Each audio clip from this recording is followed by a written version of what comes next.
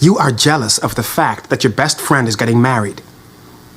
Ellis, let me be clear. You were my problem. The way you never appreciated me in this relationship was my problem.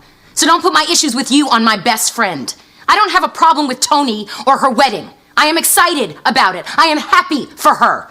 Do you hear me? I am happy for my best friend. I am happy for her.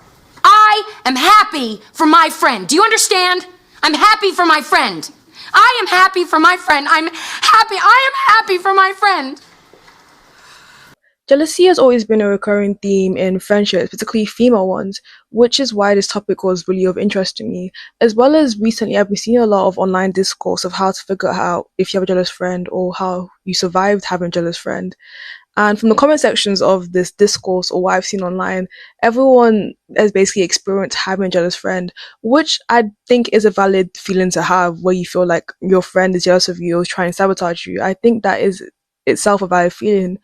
But what I found in this discourse and this conversation that's happening online around jealousy is that this conversation feels incomplete in the sense that everyone has identified or has a jealous friend, but nobody wants to ever admit that they've been one, essentially. But if you're new here, hi, I'm Joan, and this is Joan Unfiltered, where I explore media, fashion, politics, and everything in between. With this conversation around jealousy, envy, and friendships, I've come to realize a lot of us are quite superficial, at least online. And I particularly came to this conclusion because I was watching a video where a girl was basically speaking from a unique perspective of being jealous friend, because I've seen so many videos of people surviving jealous friend or how to find out that you have jealous friend, but not necessarily acknowledging that they might have been one at a certain stage of their life. And she was exploring why she felt this jealousy towards her friend, and also how this jealousy became a hindrance to the friendship, and how it sort of built into a form of resentment, and how she could no longer really be friends with the person, and they amicably split friendship wise. He really talks about being a jealous friend or feeling these emotions of jealousy, which makes you feel like these emotions aren't valid to feel in the first place. But the comment section was absolutely horrendous. They kind of acted as if she kind of killed somebody.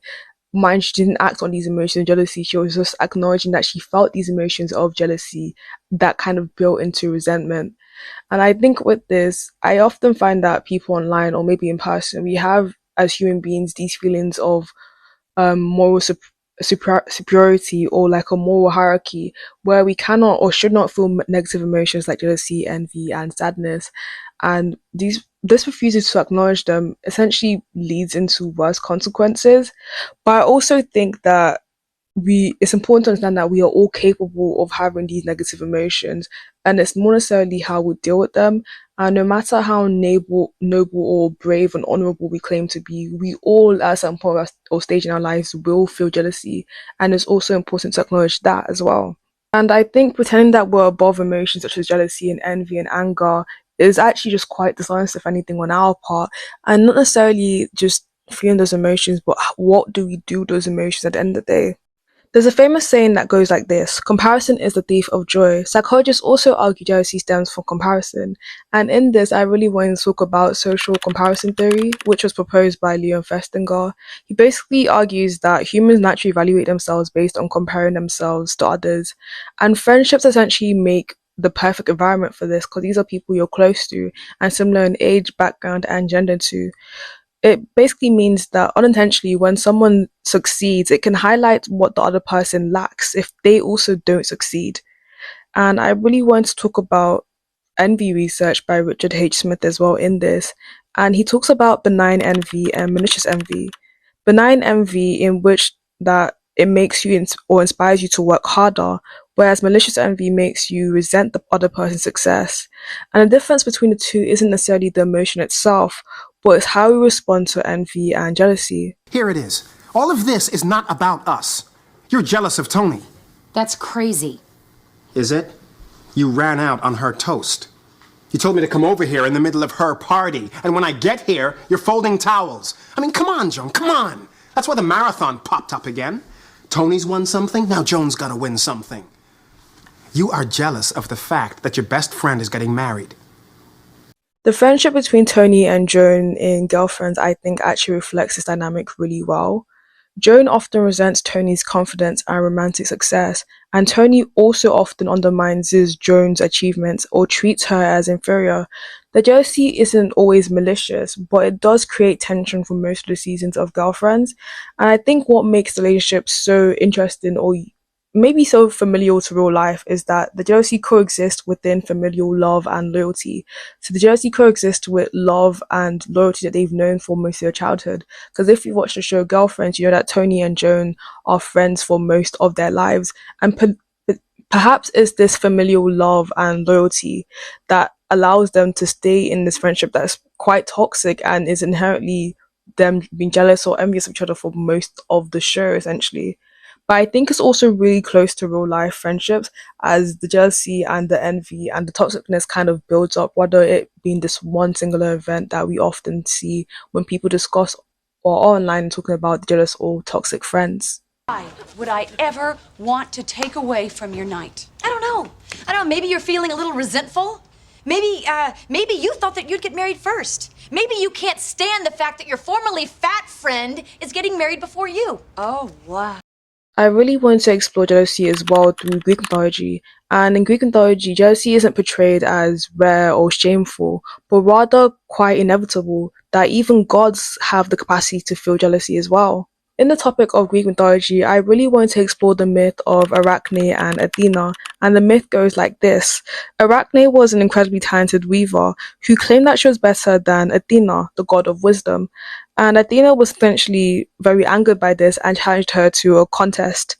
In this, they're supposed to weave a tapestry, and when Arachne's tapestry was arguably superior, Athena destroyed it and transformed her into a spider, essentially because she felt that Arachne had challenged her status and her power, essentially.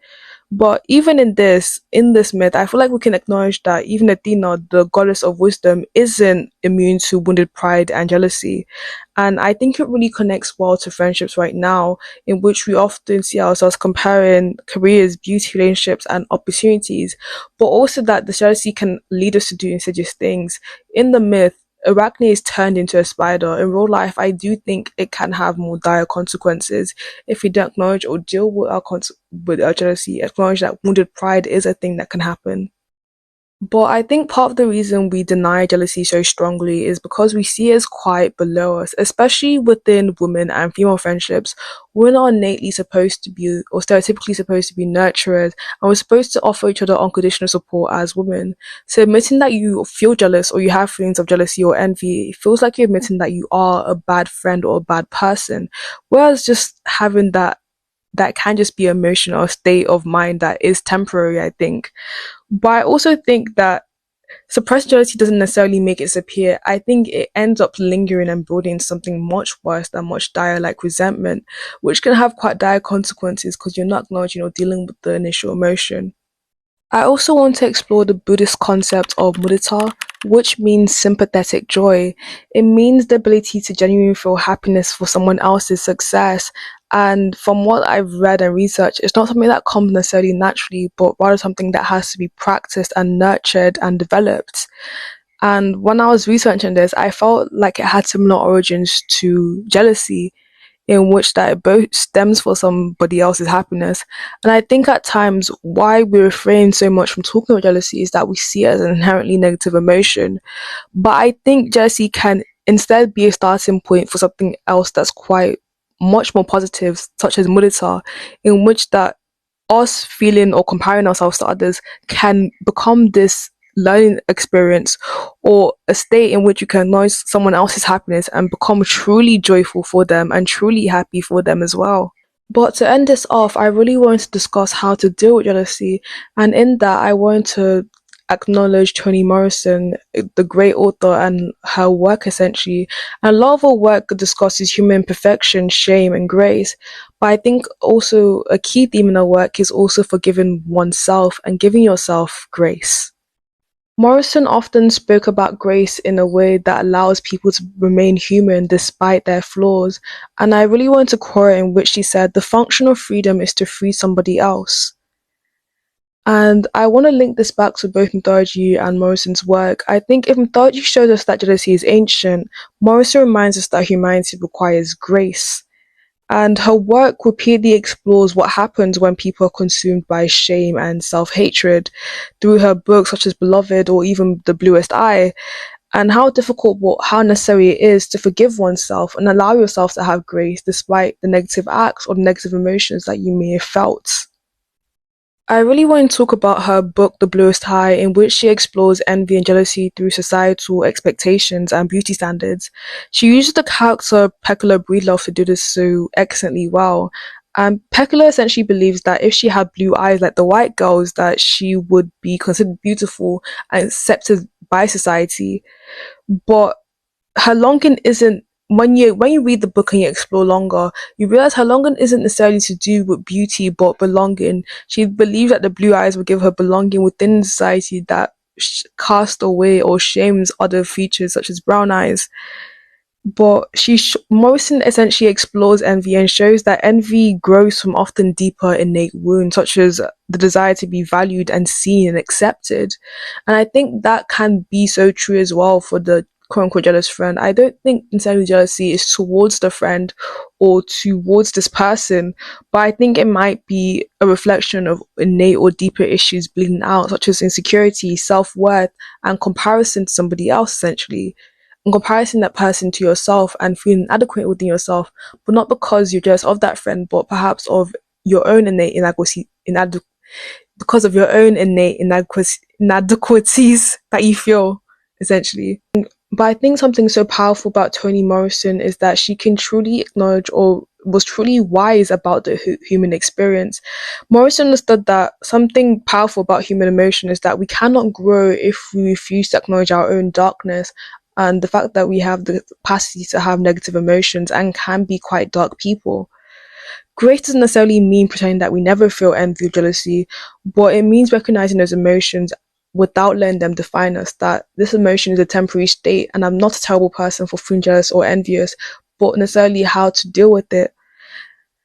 And I think perhaps the real problem isn't jealousy itself, but the way as a society we deal with negative emotions such as anger, jealousy, and sadness, and we condemn them. I think often at times we have a superiority or moral complex or hierarchy that blinds us or perhaps stops us from providing empathy or grace to other people or extending that empathy or grace towards ourselves as well. And we kind of have this rolling system. At least for me, I've had this experience of self-condemnation or self-damnation that I must be a horrible person to feel such terrible emotions.